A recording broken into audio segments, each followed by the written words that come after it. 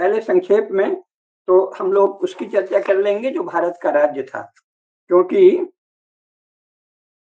बहुत से लोग मूलभूत बातें भी, शिक्षा ऐसी रही जवाहरलाल नेहरू के समय से आज तक चल रही है कि भारत का सत्य तो अपनी नई पीढ़ी को पढ़ाया ही नहीं जाता, जबकि शिक्षा का अर्थ ही वृद्ध संवाद था।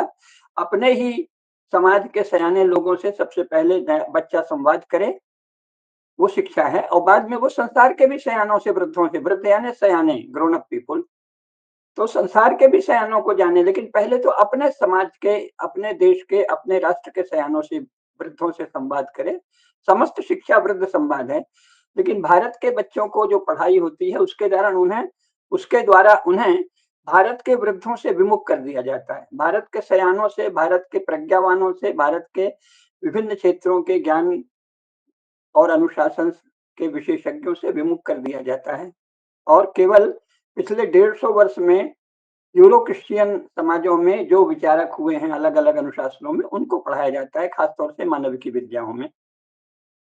तो ऐसी स्थिति क्यों आई, ये जानना चाहिए। मुख्य बात यह है कि पहले विधि के विषय में हम लोग मुख्य बात करेंगे ना, विधि और न्याय की जो व्यवस्था है वो ऐसी क्यों है। तो विधि को ही भारत में व्यवहार कहा जाता था। विधि या व्यवहार क्या है? विधि या व्यवहार, व्यवहार का अर्थ है न्यायपूर्ण निर्णय, विधि का भी प्रयोजन है न्याय। तो न्याय के निर्णय पर पहुंचने की जो न्यायिक प्रक्रिया है उसके स्रोत क्या हैं, ये जानना चाहिए। तो विधि के स्रोतों का ज्ञान सर्वाधिक महत्वपूर्ण है, क्योंकि जिस विधि के आधार पर निर्णय लिया जाता है वह विधि ही न्याय का स्रोत कहलाती है। तो भारत में राज्य के द्वारा या शासक के द्वारा कोई भी विधि का निर्माण धर्मसम्मत नहीं माना गया है। राजा या न्यायाधीश विधि के अनुसार निर्णय देते हैं, परंतु राजा या राज्यकर्ता को विधि का निर्माण करने का कोई अधिकार नहीं। इसके पीछे मुख्य भाव यह है कि प्रत्येक व्यक्ति के भीतर सनातन सत्ता का चिदंश है और अपने कर्मों के लिए वह व्यक्ति स्वयं उत्तरदायी है, कोई भी अन्य उसके लिए उत्तरदायी नहीं है। इसलिए राज्य की ओर से विधि का निर्माण उस चिदंश का जो अन्य व्यक्तियों में विद्यमान है उसका अपमान है, अनादर है, अधर्म है। राज्य भी धर्म के अधीन है और प्रजा भी धर्म के अधीन है। धर्म किसी के अधीन नहीं। धर्म क्या है? सार्वभौम नियम, जिससे भगवान की व्यवस्था से, प्रकृति की व्यवस्था से ये सृष्टि चल रही है। राजा जो कहता है या जो आज्ञा जारी करता है वह स्वयं में सत्य नहीं, उसे सत्य के अनुरूप होना चाहिए। सत्य राजाज्ञा के अधीन नहीं है, अपितु राजाज्ञा ही सत्य के अधीन है। धर्म राजाज्ञा के अधीन नहीं है, अपितु राजाज्ञा ही धर्म के अधीन है। न्याय राजाज्ञा के अधीन नहीं है, अपितु राजाज्ञा ही न्याय के अधीन है। अतः धर्म ही सर्वोपरि है, सत्य ही सर्वोपरि है, न्याय ही सर्वोपरि है। सत्य, धर्म और न्याय क्या है? सत्य, धर्म और न्याय वह है जो सृष्टि के रचयिता ने सृष्टि के नियम के रूप में रचा है या स्थिर किया है, और जिसका सत्य दृष्टा, मंत्र दृष्टा ऋषियों ने धर्मशास्त्रों में वर्णन किया है। अतः धर्मशास्त्र ही विधि का स्रोत है। परंतु धर्मशास्त्र स्वयं क्या कहते हैं? धर्मशास्त्र स्वयं कहते हैं कि श्रुति, स्मृति, सदाचार और आत्मानुकूल आचरण, श्रुति स्मृति सदाचार स्वस्य च प्रियमात्मनः, यही धर्म का स्रोत है। अतः यही विधि का स्रोत भी है। प्रत्येक व्यक्ति के अनेक उत्तरदायित्व होते हैं, इसी प्रकार राज्यकर्ता और न्यायाधीश जो हैं उनके भी अनेक उत्तरदायित्व हैं। जैसे देव ऋण है, ऋषि ऋण है, पितृ ऋण है, इनका उत्तरदायित्व तो मनुष्य मात्र पर है। धर्मशास्त्रों के अनुरूप धर्माचरण से देव ऋण की पूर्ति होती है। विद्या परंपरा का ज्ञान प्राप्त करना, उसे जीवन में चरितार्थ करना, उसका पालन करना, और फिर पठन पाठन और श्रवण करना, फिर उस विद्या परंपरा को आगे बढ़ाना, इससे ऋषि ऋण चुकाया जाता है। अपने कुल की परंपरा को आगे बढ़ाना, इससे पितृ ऋण चुकाया जाता है। तो इस प्रकार प्रत्येक व्यक्ति के मुख्य दायित्व क्या हुए? अपने कुल की परंपरा का पालन करना और उसकी पुष्टि करना, अपनी विद्या परंपरा का पालन करना और उसकी पुष्टि करना, सनातन सार्वभौम नियमों सत्य, अहिंसा, संयम, अस्तेय, मर्यादित जीवन के द्वारा सृष्टि चक्र को प्रवर्तित रखने में अपनी शक्ति और सामर्थ्य के अनुरूप योगदान देना। गीता में कहा है कि जो दैव प्रवर्तित सृष्टि चक्र का अनुवर्तन नहीं करता उसका जीवन व्यर्थ ही है। एवं प्रवर्तितम चक्रम नानुवर्तयति यः अघायुरिंद्रियारामो मोघम पार्थ स जीवति। इस प्रकार विधि के सर्वोच्च स्रोत क्या है? धर्मशास्त्र और कुल, देश तथा राष्ट्र की और अपने क्षेत्र की परंपराएं, ये जानना चाहिए। लेकिन अगर हम इसे नहीं जानेंगे तब क्या होगा, इस पर आगे विचार करेंगे। तो धर्मशास्त्रों में विधि का स्रोत शास्त्र और परंपराएं हैं और श्रेष्ठ लोगों का, यानी जो धर्ममय, धर्माचारी, धर्माचरण करने वाले लोग हैं, उनका आचरण ही विधि का स्रोत है। राजा के द्वारा जो विधान बनाने का निर्देश धर्मशास्त्रों में है, वह उन शास्त्रों और परंपराओं के पालन संबंधी विधान बनाने का ही है। इस प्रकार धर्मशास्त्र, लोक व्यवहार और श्रेष्ठ जनों का चरित्र और राज शासन, इन चार के आधार पर भारत में सदा राजकार्य चलता था। न्यायानुशासन राजा का सबसे पवित्र कर्तव्य है। न्याय वही है जो धर्मशास्त्र में वर्णित है और परंपराओं से अनुमोदित है। न्यायालय को इसीलिए हमारे धर्मशास्त्रों में धर्मासन या धर्मस्थान अथवा धर्माधिकरण कहा जाता रहा है।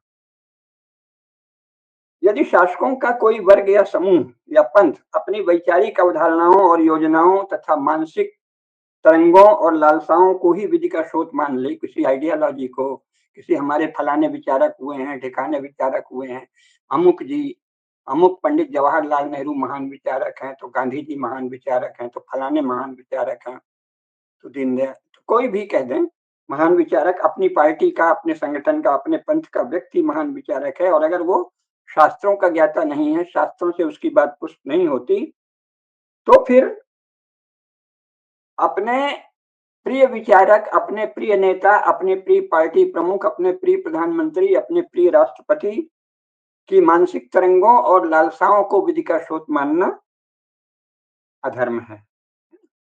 सनातन धर्म के प्रतिपादक शास्त्रों को और सनातन धर्म की प्रशस्त परंपराओं को जानना और फिर उनके अनुसार नियम बनाना, यही धर्म में शासन है।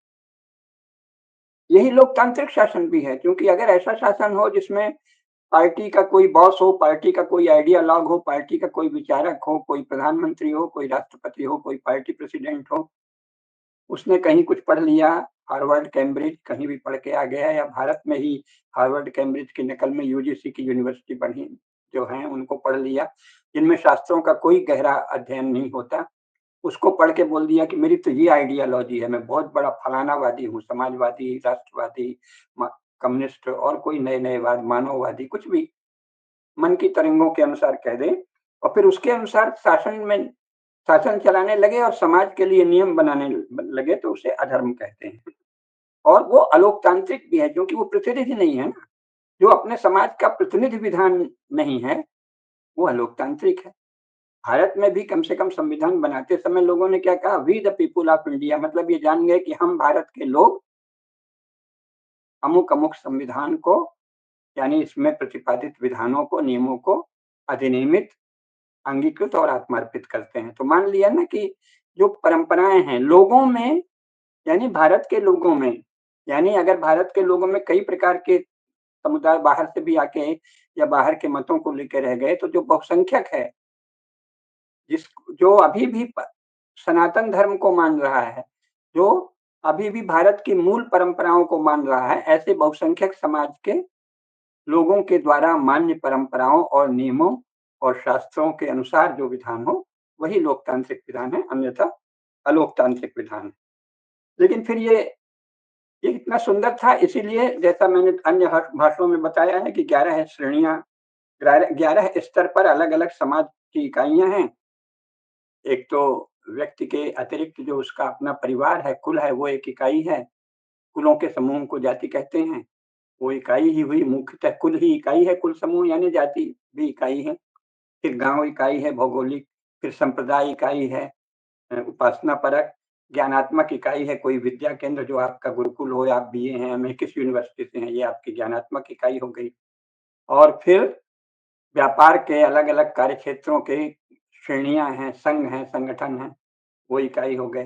फिर पंचायतें हैं, कुल की पंचायत होगी, जाति की पंचायत होगी, खाप की पंचायत होगी और श्रेणियों की पंचायत होगी, संघों की, निगमों की पंचायत होगी। इनको बहुत शक्ति प्राप्त थी और इसके बाद इन सब में अगर कोई विवाद नहीं निपटता आपस में पंच परमेश्वरों के द्वारा तो राज्य के पास जाएँगे। तो ऐसे 11 इकाइयाँ हैं। राज्य के पहले भी शिष्ट परिषद को आप बुला सकते हैं। वो भी एक प्रकार की पंचायत है। अगर शिष्ट परिषद से आपका विवाद नहीं समझा तो राजा ही शिष्ट परिषद को अपने ढंग से बुलाएगा, कोई विवाद है तो बहुत कम विवाद ऊपर जाते थे। ऐसी न्याय व्यवस्था थी, ऐसी अद्वितीय न्याय व्यवस्था थी और इसीलिए यहाँ 15 अगस्त 1947 तक जो मुख्यतः हिंदू राज्य थे, वो राजधर्म को ही अपना आदर्श मानते थे। राजधर्म यही महाभारत में, वाल्मीकि रामायण में, सभी शास्त्रों में तो ये कहा ही है, शुक्र नीति में, बृहस्पति नीति में, सभी में यही कहा है। यहाँ तक कि चाणक्य जो सबसे बाद के हैं इनमें से, प्राचीन ऋषियों में से, अंगिरा, नारद, वैखानस, याज्ञवल्क्य आदि ने भी कहा है और अंत में नारद ने भी नारद आदि ने तो कहा ही है, लेकिन अंत में चाणक्य ने भी क्या कहा है?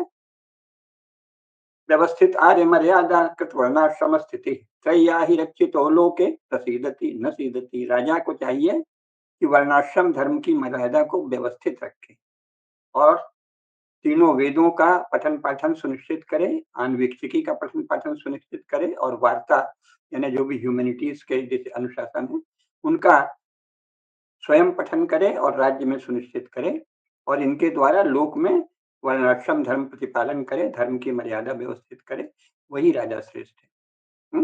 व्यवस्थित आर्य मर्यादा कृत वर्णाश्रम स्थिति तय्या ही रक्षितो लोके प्रसीदति न सीदति, ये चाणक्य का कथन है और इसी को राजधर्म कहा है। सभी धर्मशास्त्रों में कहा है कि राजा अपने मन से कोई नियम नहीं बना सकता। धर्मशास्त्रों से और समाज में श्रेष्ठ लोगों द्वारा मान्य परंपराओं और मान्यताओं से ही कोई कानून बन सकता है। अब श्रेष्ठ लोग माने भारतवर्ष में यहाँ के मूल सनातन धर्म को नष्ट करके कल को कोई अपने को मजहबी कहने वाले या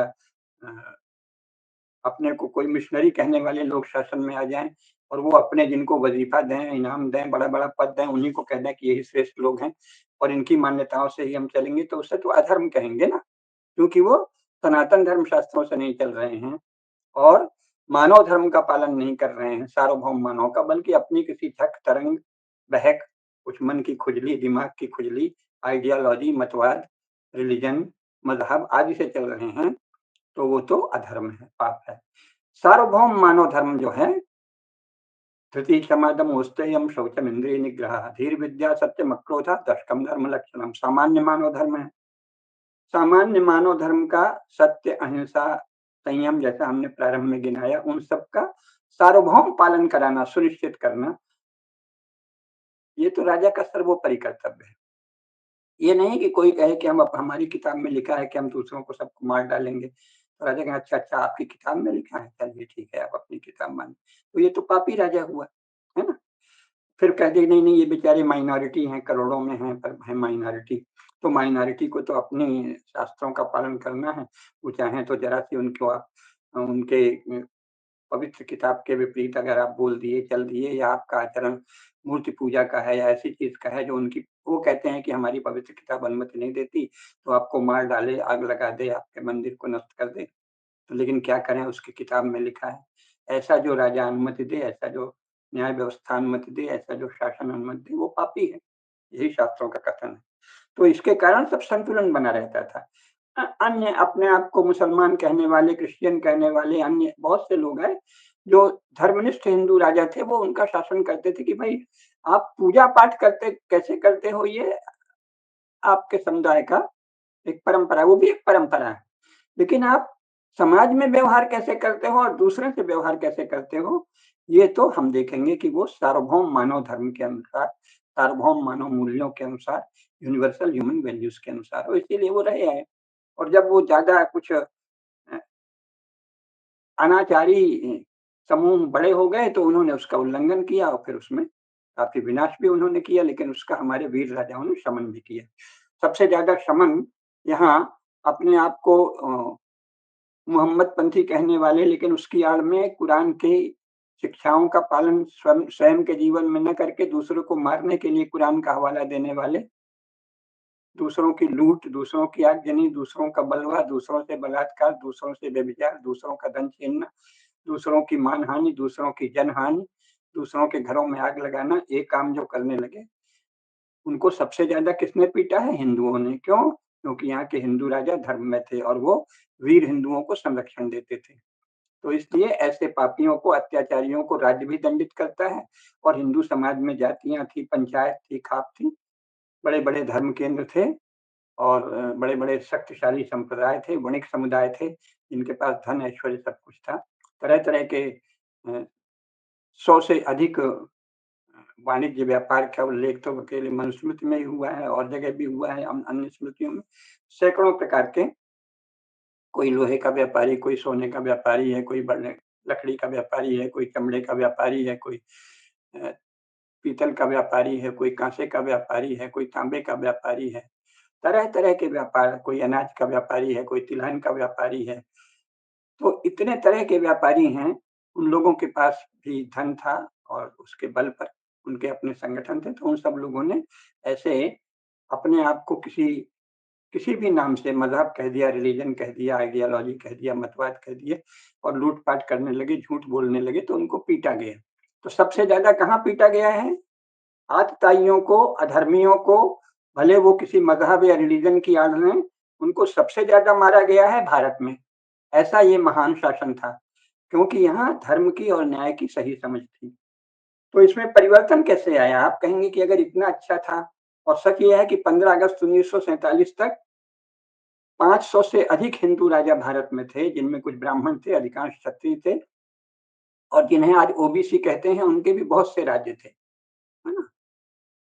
अहीरों के, नाइयों के, तेलियों के, कुम्हारों के, बढ़ई के, मुसहर के, सभी के राज्य थे। भूमिहार तो खैर क्षत्रिय ही आते हैं, ब्राह्मण भी को अपने को कहते हैं, तो उनके भी, और कायस्थों के भी कुछ राज्य थे।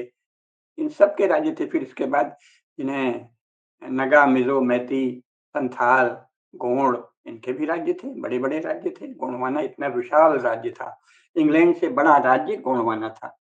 तो ऐसे विशाल राष्ट्र थे भारत में, अलग-अलग विशाल राज्य थे, जो यूरोप के राष्ट्रों के बराबर हैं, यूरोप के कई राष्ट्रों से बड़े भी हैं। ऐसे राज्य थे गोंडों के, बैगा के, संथाल के, खैरवार के, अनेक जनजातियों के, नगा, मिज़ो, मैती आदि के। तो इस तरह के शासन थे और वो सब इसी राजधर्म, क्योंकि वो सब हिंदू थे, तो सब राजधर्म से चल रहे थे। 15 अगस्त 1947 तक। अभी ये पुस्तक यहाँ मिल नहीं रही, बारबरा रामसेक की पुस्तक है, रामोसेक की, जो एक लेखिका हैं। उन्होंने इंडियन प्रिंसेस नाम की पुस्तक लिखी है, जो ऑक्सफोर्ड से छपी है। उसमें भी साफ लिखा है कि भारत के सभी हिंदू राजा 15 अगस्त 1947 तक राजधर्म को ही अपना लक्ष्य मानते थे, अपना आदर्श मानते थे। उसके अनुसार ही आचरण उनका लक्ष्य होता था। कोई उसमें अच्छी तरह पालन करता था, कोई नहीं करता था, थोड़ा कम करता था, लेकिन ये नहीं कहता था कि मैं ही सही हूँ। कहता यही था कि राजधर्म का ही पालन कर रहा हूँ और अब मुझसे चूक हो गई है, तो उसका प्रायश्चित कर लूँगा, लेकिन हमारा आदर्श राजधर्म ही है। तो फिर 19वीं शताब्दी ईस्वी के उत्तरार्ध से इसको कैसे बदला गया, ये जानना ज़रूरी है, जो कि आज वर्तमान में वही व्यवस्था लागू है।